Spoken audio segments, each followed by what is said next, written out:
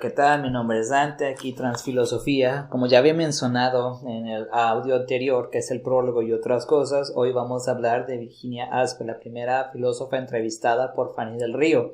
Aunque no sé cuánto dure el audio, si dura mucho, entonces lo voy a hacer en dos partes para no atarear y hacerlo aburrido, pues porque tal vez para algunos los textos filosóficos sean pesados, pero como dijo la autora, este libro es accesible para todos, no contiene muchos tecnicismos, esperamos que no contenga tantos y pues bueno, voy a iniciar con la lectura. Virginia Aspe, licenciada en Filosofía por la Universidad Panamericana en México y doctora en Filosofía por la Universidad de Navarra en España, es miembro de la Junta de Gobierno de la Universidad Panamericana, donde dirige el Seminario de Filosofía en México. También encabeza el Seminario Novohispano de la UP en conjunto con la Universidad Nacional Autónoma de México, la UNAM, donde es tutora adscrita al área de Filosofía Política del programa de maestría y doctorado. Ha sido profesora invitada en la Universidad de Columbia en Estados Unidos, la Universidad Nacional de Cuyo en Argentina y la Universidad de Navarra en España, entre otras. Es miembro de la Academia Mexicana de Doctores en Ciencias Humanas y Sociales, de la Asociación Filosófica Mexicana y del Consejo Superior de la UP.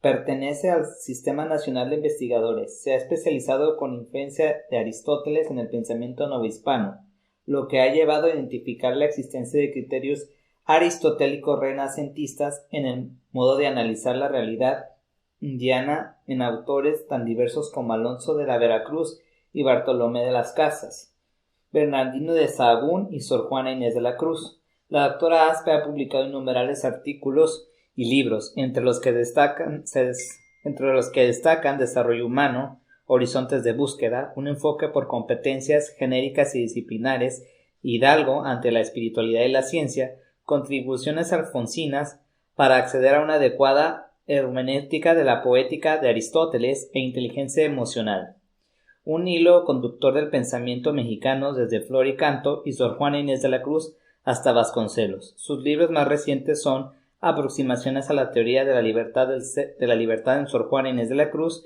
y Aristóteles y Nueva España, sobre la recepción del pensamiento aristotélico en el mundo novohispano. Bueno, como ya saben, eso es lo que se pretende en este libro, rescatar lo que han hecho esas filósofas, y esto es como su semblanza, como se diría, cuando van a hacer ponencias y todo eso, lo que describe lo que ha hecho. Entonces voy a leer este capítulo, como ya mencioné. Si está muy largo lo voy a dividir en dos partes, ¿vale?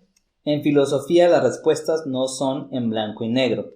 La vista de la Ciudad de México desde su apartamento es imponente, aunque cuesta quitar los ojos de los objetos de arte que hay dentro del lugar, y no es de extrañar. La doctora Virginia Aspe es hija de Virginia Armela, destacada investigadora de arte virreinal, pasión que su hija ha continuado desde el ámbito filosófico, en el estudio del departamento donde realiza sus numerosas investigaciones.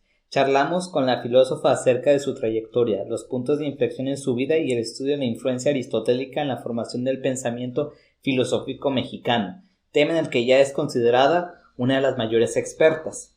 En el eje aristotélico, en secundaria iba a un colegio de monjas del que me invitaron a salirme porque me portaba mal, y fui a dar a otro lugar, donde tuve una profesora de filosofía de la Universidad Autónoma de México, Patricia Cao Romero, a quien nunca voy a olvidar. Me parecía fascinante oírla, pero estaba en secundaria y no entendía mucho de lo que decía. Al pasar a prepa ya me di cuenta de lo que quería eso de lo que ella hablaba. Además, siempre me preguntaba el porqué de todo. Era rebelde, interpelaba, creo que fue por eso que me dije, lo mío es la filosofía, y definitivamente ha sido. Bueno, a mí me pasó como ella. Yo desde los 2 años decía que yo quería estudiar filosofía, pero pues ni sabía lo que estaba diciendo, porque la filosofía es difícil. Entonces, pues, en eso ella y yo compartimos, ¿no? Como ya lo mencioné, lo vuelvo a repetir, no va a ser un propio audiolibro estricto, punto y coma. Voy a leer todo, pero también dando mis propias interpretaciones para que esto no suene aburrido ni monótono. Seguimos. Aristóteles es el eje de mi pensamiento. Me dio la estructura mental y el método para acercarme a la realidad. Otros autores a lo largo de mi desarrollo también han influido. Por ejemplo, del siglo XVII, Giambattista Vico, luego el español Leonardo Polo, también Jorge Morán, comentador de Aristóteles con una influencia muy tomista, y Quentin Skinner de la escuela de Cambridge, quien, aunque no es filósofo sino historiador, para mí fue un parteaguas. En México son referentes en mi vida Mauricio Beuchot, Carmen Rovira y Carlos Pereda. Son las personas cuyos textos me han simbrado. Alguien a quien no puedo dejar de mencionar es a Ramón Xirau. No solo fue el primer filósofo con el que tuve contacto, sino que me motivó a publicar en el Fondo de Cultura Económica en mi investigación sobre la filosofía de Aristóteles. Ramón era amigo de mis papás y cuando supo que había entrado a filosofía me siguió de cerca y, aunque nunca participamos en las mismas cuestiones, su impronta fue importantísima. Eso sí, siempre me decía, ya deja Aristóteles, ¿por qué sigues ahí? Pero marcó mi camino como filósofa. La vertiente de México. Mi formación es clásica, muy de filosofía antigua, pero un día, platicando con Rocío Mier y Terán, quien fue directora de la Facultad de Filosofía de la Universidad Panamericana muchísimos años, me dijo, tu pasión siempre ha sido la historia de México. ¿Por qué no haces algo sobre eso? Entonces me puse a rastrear la influencia de Aristóteles en el periodo novohispano. Fue una revelación, un momento de cambio en todos los sentidos. La tradición dice que el pensamiento colonial es escolástico, pero yo descubrí que eso no era cierto, que en la Real y Pontificia Universidad de México, después del primer semestre, que sí era escolástico, lo único que se hacía era leer y comentar las obras de Aristóteles, y así siguieron hasta el siglo XVIII. Creí que había encontrado un tesoro, que era un hallazgo mío. Con el tiempo, claro, me di cuenta que ya lo habían visto Mauricio Beuchot, José María Gallos, Rocafull y otros.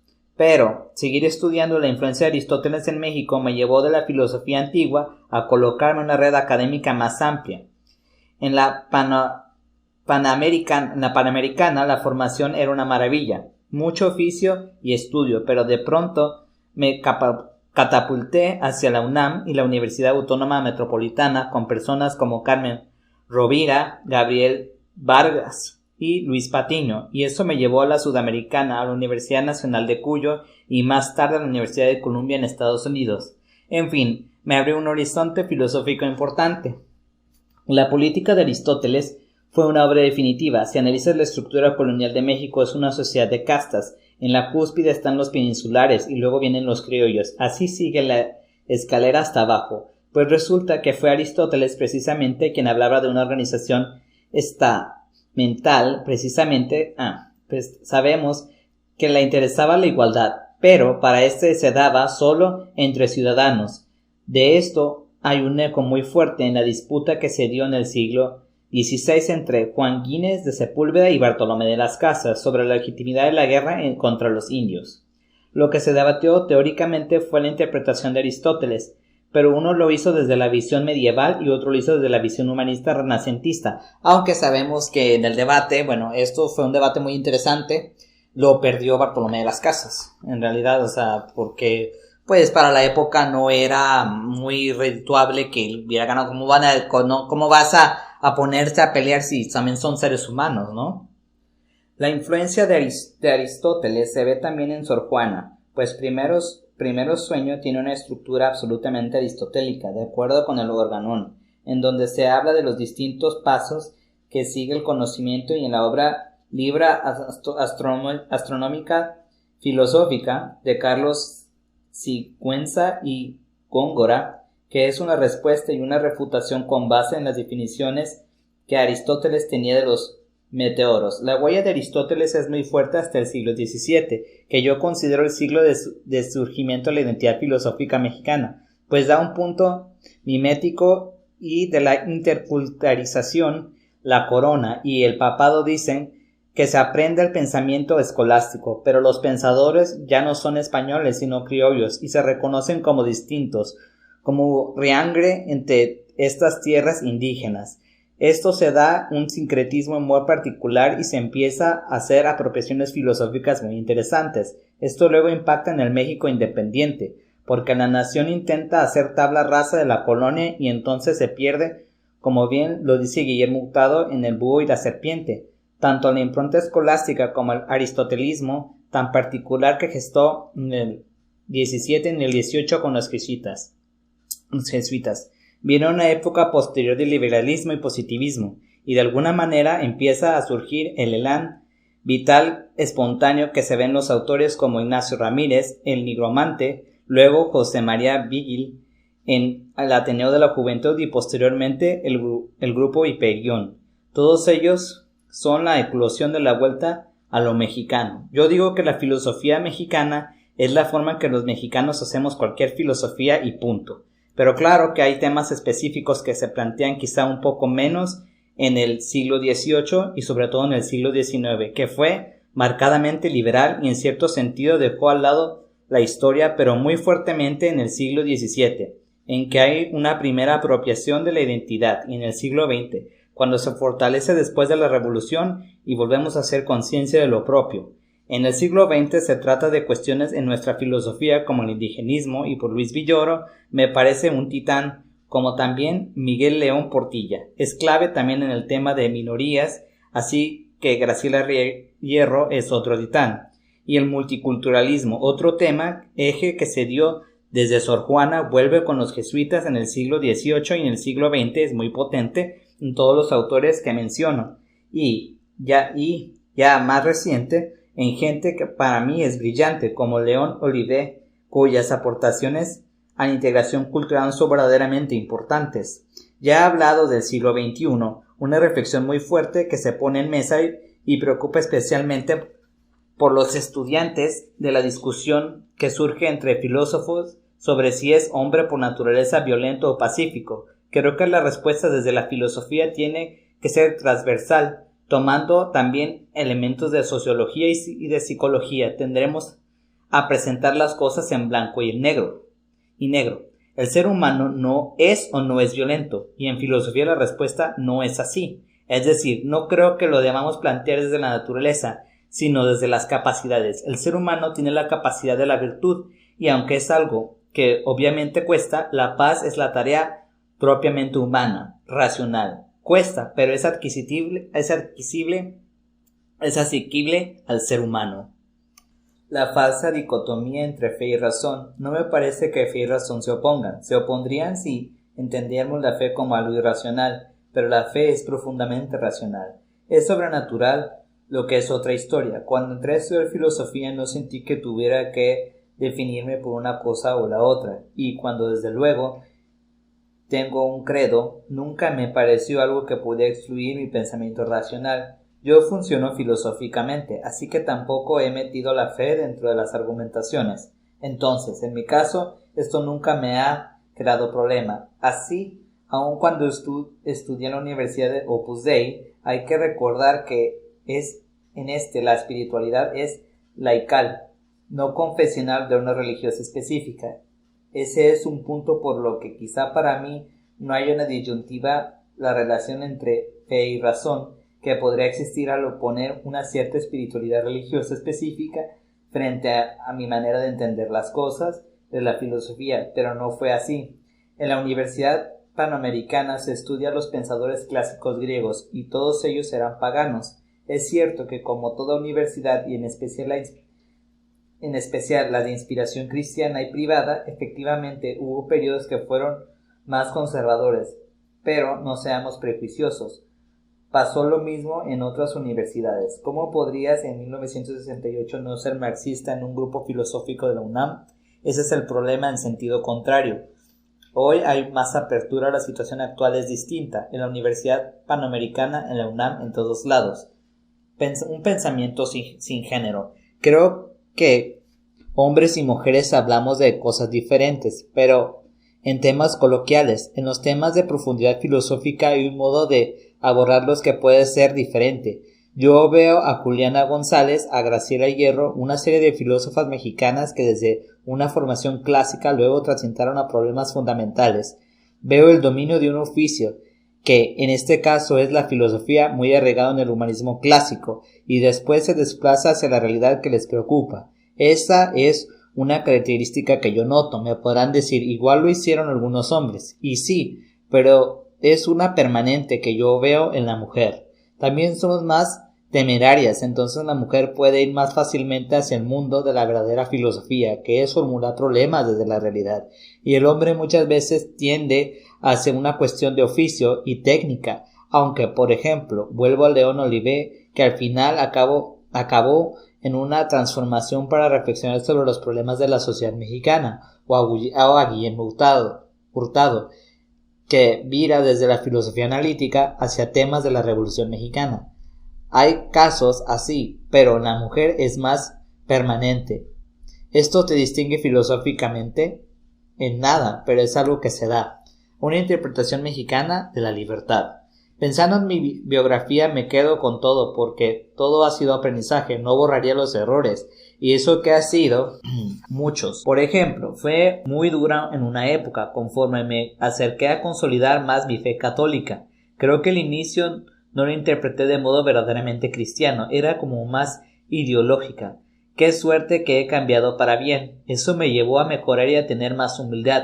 En la parte filosófica sí cambiaría algunas cosas. Me hubiera gustado hacer una maestría en la UNAM, haberme acercado más al Instituto de Investigaciones Filosóficas, que me hubiera dado el método analítico y mayor pureza argumentativa, con lo que habría avanzado más rápidamente. De mis libros me ha gustado el texto que me publicó con Aculta, Las aporías fundamentales del periodo novohispano, un abordaje filosófico muy puntual que marcó una madurez y una reflexión propia sobre filosofía mexicana. Aristóteles decía que la filosofía surge cuando tú planteas un problema, una aporía, y estudiar los textos filosóficos mexicanos descubrí que fue así como surgió la identidad filosófica mexicana, estableciendo los problemas, los dilemas, las aporías de la realidad de México. El otro es un texto sobre Sor Juana, publicado por Alios Bentos, editores, en el que siento que encuentro simpatía de ella por Portugal y estudio las distintas formas de aristotelismo que llegaron a la Nueva España. Creo que ahí también hay una pequeña novedad, pues voy viendo las distintas aproximaciones del pensamiento de Sor Juana y lo que hago es abordarla desde su poesía, su filosofía y su teología. Para entender el mensaje de fondo que ella estaba dando, mi enfoque es fundamentalmente conceptual, ver el pensamiento que va construyendo, el punto clave del cómo la deberíamos recordar académica o filosóficamente. Sor Juana obtuvo esta idea por influencia de los jesuitas portugueses, o esa es la hipótesis que yo propongo, en donde Luis de Molina y Francisco Suárez tienen una concepción de libertad distinta a la tradición escolástica de la Universidad de Salamanca. Por eso digo que la de Sor Juana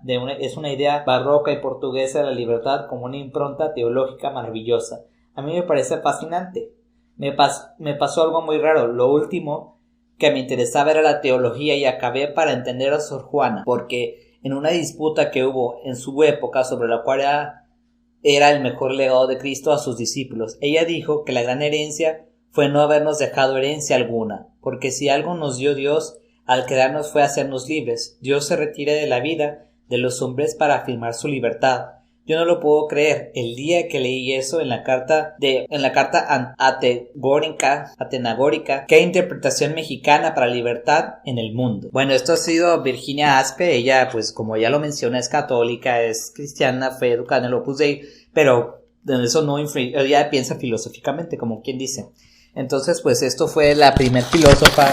Espero que esta serie no les parezca aburrida ni nada, porque voy a seguir con otras. O sea, vaya, vamos a hacer con este libro un análisis, espero poder hacer eso, de lo que han hecho las filósofas y por qué no se les ha puesto atención y no dan seminarios. O sea, lo repito, hace falta esto más en las escuelas de filosofía para que sea más rico el aprendizaje, para que sea diferente, para que tenga color, ¿vale? Y pues nada, esto ha sido todo. Muchas gracias por haberme escuchado. Transfilosofía, nos escuchamos para la próxima. Bye bye.